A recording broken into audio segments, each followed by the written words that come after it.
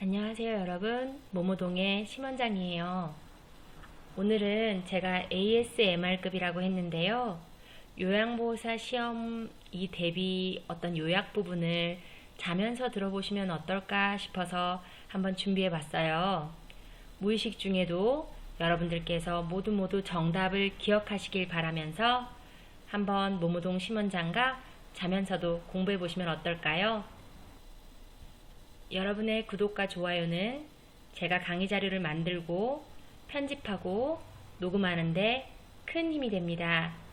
구독과 좋아요는 사랑입니다. 자, 조금은 새로운 방식의 공부 방법입니다. 아마 좀 낯설어 하실 수도 있어요. 제가 공부할 때 하던 방법인데요. 여러분들께도 도움이 되었으면 좋겠어요.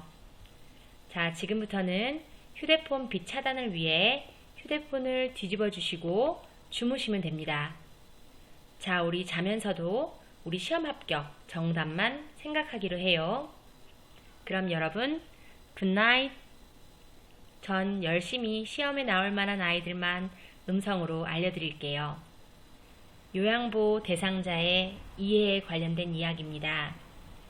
노년기의 특징은 무엇인가 라는 문제가 나올 가능성이 굉장히 높아요. 노년기의 특징은요, 여러 가지가 있는데 그 중에 신체적 특성이 있고요, 심리적 특성이 있어요. 신체적 특성은 대부분 다 저하가 된다라는 얘기가 나올 거고요. 그 중에서 비가역적 진행이라 그래서 인간의 노력으로는 노화의 진행을 막을 수 없다라는 이야기입니다. 노년기의 특성으로는 또 심리적 특성이 있어요. 심리적 특성에는 우울증 경향 증가, 내향성 증가, 조심성 증가, 경직성 증가, 삶에 대한 회고의 경향, 친근한 사물에 대한 애착심, 유산을 남기려는 경향, 의존성의 증가 등이 나옵니다. 그 중에서 내가 흥미와 의욕을 상실한다 라는 얘기를 한다면 이거는 우울증의 경향이 있는 거고요. 나는 일의 결과를 중시한다 라고 한다면 조심성의 증가, 어떤 일에마다 중립을 지키려고 한다 라고 한다면 이것 역시 조심성의 증가입니다. 내 습관이나 방법을 고수하고 새로운 변화를 싫어하는 것들, 도전적인 일을 꺼리는 것은 경직성의 증가, 응어리졌던 감정을 어떻게든 해소하고 싶어하고 다가오는 죽음에 평온한 마음으로 맞게 해주는 것은 생에 대한 회고의 경향입니다. 자, 노인들은요, 가족관계에서도 변화가 있는데요. 그들은 배우자를 상실하는 가장 적응하기 어려운 사건을 맞이하게 될 수 있고요. 고부 갈등이라든지 세대차라든지 이런 것들로 인해서 가치관의 문제로 주변인과 갈등이 일어날 수도 있고요. 그리고 사회적 지지라든지 사회적 안정감을 형제자매 관계로부터 받을 수가 있는데 혹시나 형제자매의 상실로 인해서 또 상처를 받게 될 수 있습니다.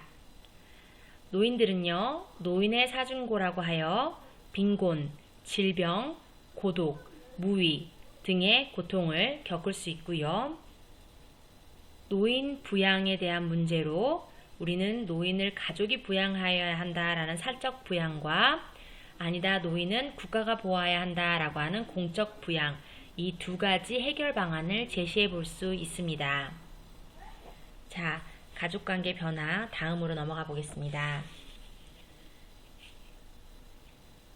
노인복지 사업에는요, 여러 가지 유형들이 있는데요. 노인 돌봄과 지원 서비스를 살펴보면은 노인 돌봄 같은 경우는 독거노인 보호사업, 독거노인 돌봄 생활 홈서비스, 노인 돌봄 종합서비스, 노인보호 전문기관, 학대 피해 노인 전용 쉼터, 결식 우려 노인 무료 급식 지원 등이 있습니다. 치매 사업 및 건강보장 사업을 보면요. 치매 안심센터, 노인 실명 예방 사업, 노인 무릎 인공관절 수술 지원, 노인 건강진단 등이 있습니다. 노인 사회활동 및 여가활동 지원을 보면요. 노인 일자리 및 사회활동 지원 사업, 노인 자원봉사 활성화, 경로당, 노인복지관, 등의 사업 유형들이 있습니다. 지금까지는 노인복지 사업 유형이었는데요. 이 중에서 사실 요즘에 중요하다고 볼 수 있는 부분은 노인의 권익보호 및 노인학대 예방과 노인 인식 개선 등을 통해 노인의 삶의 질 향상을 도모하기 위한 사업은 어떤 사업인가? 그렇습니다. 노인보호 전문기관입니다. 치매 조기 상담, 검진, 그리고 1:1 사례 관리, 치매 단기 쉼터, 치매 카페 등을 운영하는 것은 어떠한 서비스인가? 치매 안심 센터입니다. 자, 이런 형식으로 큰 중요한 서비스명을 암기해 두시면 좋겠습니다. 자, 그러면은 가장 중요한 파트 노인복지시설을 한번 알려드릴게요. 노인복지시설 같은 경우는요, 크게 두 가지로 나뉘어져요. 머릿속에 두 가지를 기억하시는데요. 하나는 생활시설, 다른 하나는 이용시설입니다. 노인복지시설의 생활시설은 노인주거복지시설, 노인의료복지시설이 있습니다. 이 주거복지시설에는 또 세 가지가 있는데요. 하나는 양로시설, 다른 하나는 노인공동생활가정, 마지막은 노인복지주택이 있습니다. 노인주거복지시설과 다르게 노인의료복지시설이 있는데요. 노인의료복지시설이 우리가 흔히 알고 있는 노인 전문 요양원 같은 곳입니다. 거기를 공식적인 명칭으로는요, 노인요양시설이라고 하고요. 노인요양시설은요, 입소자를 기준으로 나뉘게 됩니다. 그 다음은 노인요양공동생활가정이 있는데요. 노인요양원이라고 우리가 흔히 생각하고 있는 그 시설과 동일합니다. 하지만 이 노인요양공동생활가정은 입소자를 기준으로 나뉘고요. 입소자가 5인에서 9인 이내일 때 우리는 노인요양공동생활가정이라고 합니다. 노인요양시설과 노인요양공동생활가정, 이 두 가지는 노인의료복지시설이고요. 이 두 가지가 나뉘어지는 기준은 입소자를 기준으로 한다는 것 여러분들이 기억하시기 바랍니다. 이용시설에 대한 설명드리겠습니다. 이용시설은 노인 여가복지시설과 재가노인 복지시설로 나뉩니다. 노인 여가복지시설은 여러분들이 흔히 주변에서 볼 수 있는 노인복지관과 경로당, 노인교실들이 이 노인 여가복지시설에 들어갑니다. 재가노인 복지시설 같은 경우는 크게 6가지로 나뉘는데요. 방문요양, 방문목욕, 방문간호, 주야간보호, 단기보호, 그 밖의 서비스로 나뉘어지고 있습니다. 자, 노인장기요양보험 제도에 대해 설명드릴게요. 노인장기요양보험 제도에서 가장 많이 시험에 나오는 부분은요, 장기요양급여 대상자를 고르는 거예요. 장기요양급여 대상자란 65세 이상이셔서 거동이 불편하시거나 혼자 일상생활을 하기 어려운 분들 뿐만 아니라 65세 미만이더라도 노인성 질병을 가진 자인데 똑같이 거동이 불편하고 일상생활을 혼자 수행하기 어려운 사람을 위한 그런 분들을 도와드리기 위한 그런 제도예요. 자, 이러한 대상자 분을 모시고 하는 서비스로 노인장기요양보험 제도라는 게 있는 거죠. 자, 여기서 노인성 질환이란 가장 많이 나오는 시험 문제 중에 하나는요, 치매, 파킨슨, 뇌혈관 질환을 가장 많이 손꼽아요. 뇌혈관 질환에는 뇌졸중, 우리가 흔히 얘기하는 뇌경색, 뇌출혈 이런 것들이 들어갈 수 있겠죠. 장기요양급여 대상자로 올바른 것은 혹은 장기요양급여 대상자가 아닌 것은 이라고 해서요. 혈관성 치매로 신체 활동이 어려운 40세 남자 대상자가 될까요?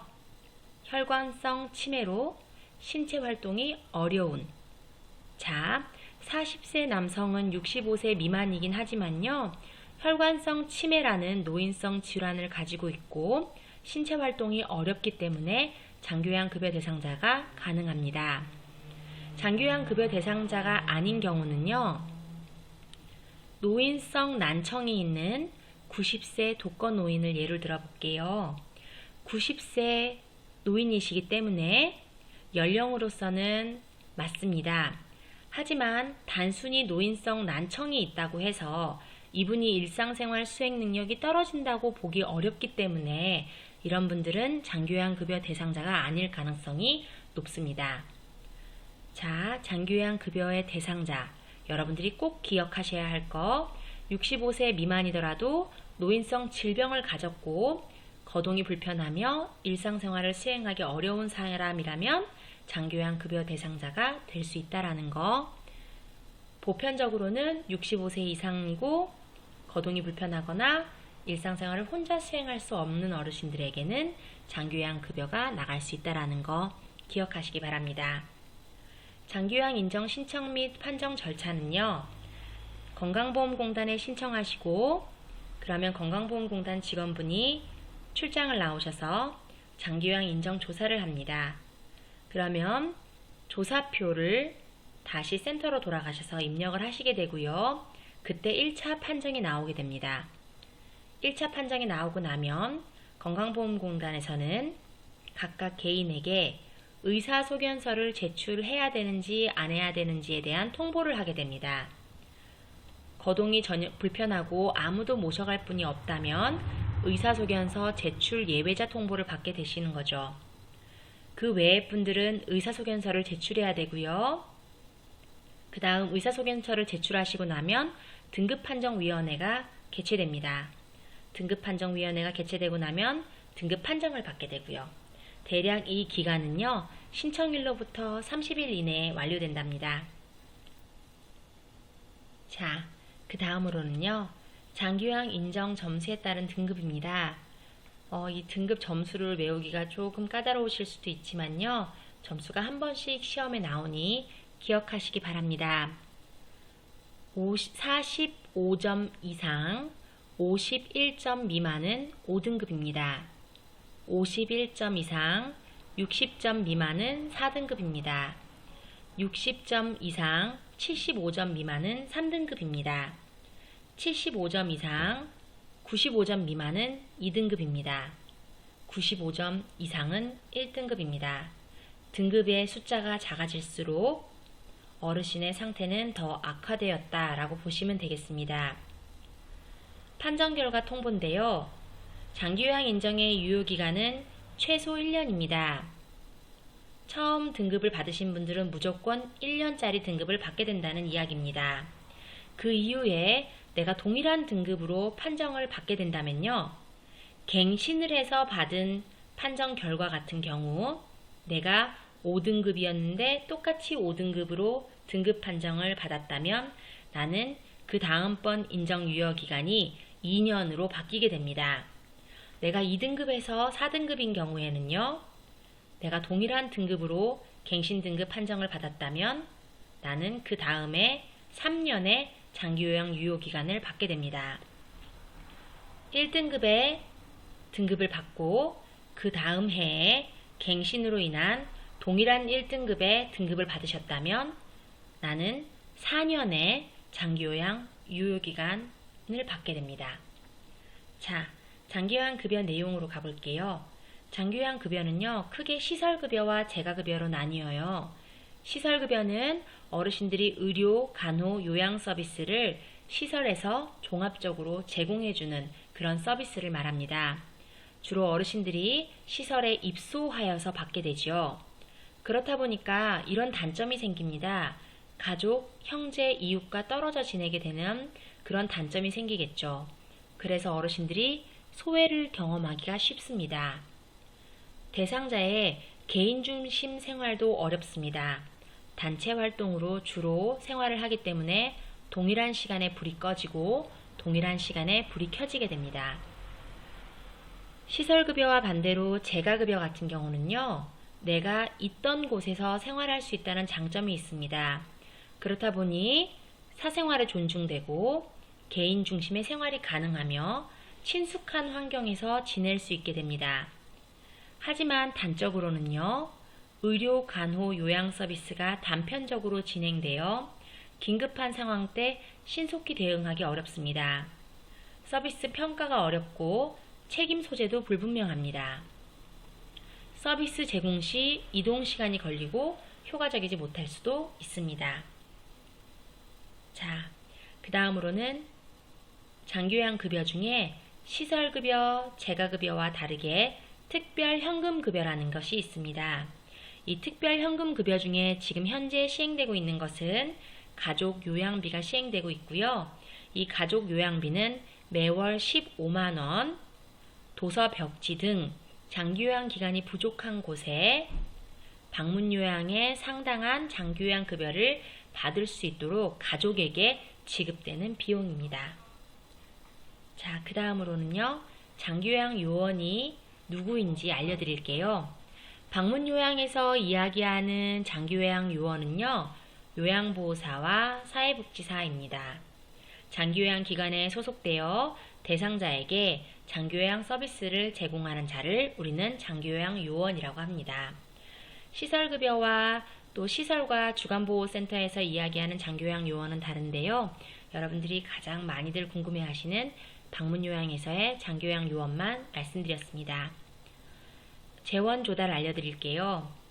노인 장기요양보험은요, 재원 조달이 장기요양보험료에서 60에서 65%, 국가지원 25%, 본인부담금 15에서 20% 정도가 들어갑니다. 자, 장기요양 서비스 이용 지원인데요. 장기요양 서비스는 어떻게 하면 이용할 수 있는가? 처음에 내가 등급을 받은 다음에요. 등급받은 내용을 바탕으로 주변에 서비스 신청 접수 및 방문 상담을 요청합니다. 그러면 서비스 신청을 받은 기관이 서비스 제공에 대한 계획을 수립하고요. 계획이 만족스러우시다면 서비스 이용 계약을 체결하게 됩니다. 계약을 체결한 이후에 서비스를 제공받게 되고요. 서비스를 제공받는 도중에 모니터링을 받게 됩니다. 이 서비스가 잘 되고 있는가 안 되고 있는가에 대한 내용을 우리는 모니터링이라고 얘기합니다. 그 다음에 서비스를 종료시키고자 할 때 서비스 종료를 하게 됩니다. 장기요양 인정서에 대해서 알려드릴게요. 장기요양 인정서에는 대상자의 기본적 인적사항과 장기요양 등급, 유효기간, 그리고 서비스 안내사항, 그리고 이용할 수 있는 급여의 종류와 내용이 들어가 있습니다. 그래서 여러분들 시험에는 장기요양 인정서에 포함되지 않는 것은 이라는 시험 문제가 나올 수 있습니다. 혹시 주변에 장기요양 서비스를 받고 계신 분들이 있다면요, 여러분들께서 장기요양 인정서 실물을 한번 보시기를 권해드립니다. 표준 장기요양 이용 계획서라는 게 있는데요. 여기에는 여러분들이 이용 가능한 한도액과 본인 부담률, 그리고 급여의 종류와 횟수 등이 굉장히 상세히 적혀져 있습니다. 그래서 여러분들이 이 표준장기 이용 계획서를 보고 내가 어떠한 서비스를 받을 수 있을지 알게 되시기도 합니다. 이 부분도 실물을 한번 보시게 되시기를 권해드립니다. 자, 장기요양에서는요, 등급 외자라는 게 있는데요. 이 등외자는 장기요양 등급 1, 2, 3, 4, 5등급, 그리고 인지지원 등급 이외에 신체가 장기요양 등급보다 조금 더 건강하신 분들에게 주로 드리게 되는 등급입니다.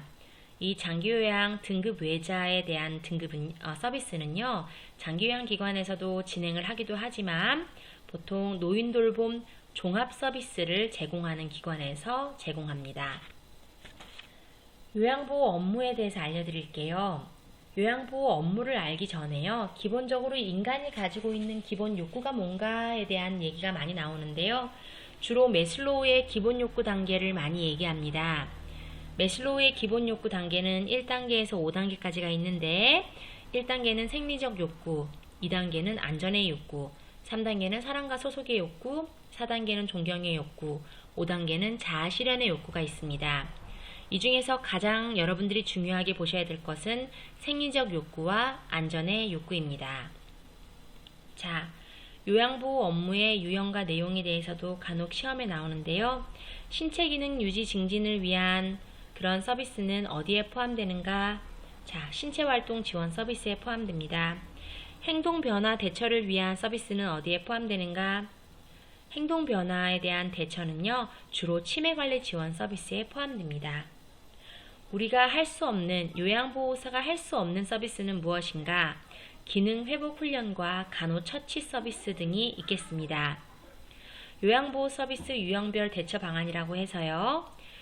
식사 후에 어르신들이 양치질을 안 하려고 한다면 어떻게 해야 되느냐? 심하게 거부한다면 입안 헹구기를 권하면 됩니다. 회음부 세척을 거부한다면 어떻게 하느냐? 내가 억지로 회음부를 세척해 드리기보다는 어르신들이 스스로 할 수 있도록 도와드립니다.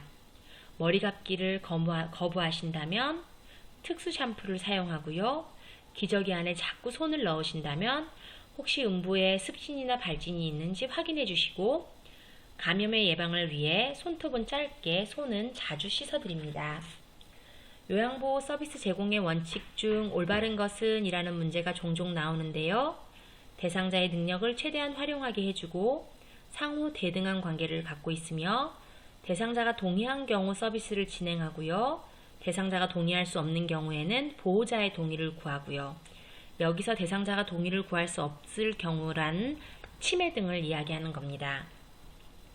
대상자에 관련된 정보와 서비스 중 알게 된 비밀을 누설해서는 안 되고요. 모든 서비스는 대상자에게만 제공합니다. 또한 우리는 의료행위는 하지 않습니다. 여기서 의료행위란 맥박, 호흡, 체온, 혈압 측정, 흡인, 위관 영양, 관장, 도뇨, 욕창관리, 투약 등을 의미합니다.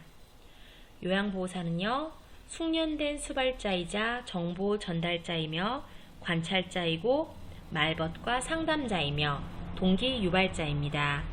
요양보호사는 적당한 기간 내에 지식과 기술을 익혀 필요한 서비스를 지원해야 하고요. 그리고 요양보호사는 가족과 시설장, 관리 책임자 의료인에게 어르신의 상태 변화와 특이사항을 알려주는 정보 전달자이고요. 어르신이 호흡곤란이 있는지, 피부 발진이 있는지, 혹시 심리적으로 불안정하신지 등등을 관찰해야 되는 관찰자이며 어르신의 신체적, 정신적, 심리적 안위를 도모해주기 위한 말벗과 상담자이기도 합니다. 또한 어르신이 자신의 능력을 최대한 발휘할 수 있도록요, 스스로 하실 수 있도록 동기를 유발해 줄 수 있는 동기 유발자입니다. 마지막으로 옹호자인데요. 우리는요, 어르신의 입장에서 편을 들어주고 지켜주는 옹호자이기도 하답니다. 자, 오늘은요, 여기까지 여러분들하고 수업해 볼게요. 혹시나 아직까지도 여러분들 중에 굿밤하지 않으신 분들 계시다면요, 아래에 좋아요와 구독 버튼 눌러주시면 더 감사하겠습니다. 여러분들 수업 끝까지 들어주셔서 감사하고요. 자는 동안에도 여러분들 머릿속에 이 정답과 관련된 내용 등이 기억되시기를 진심으로 바랍니다.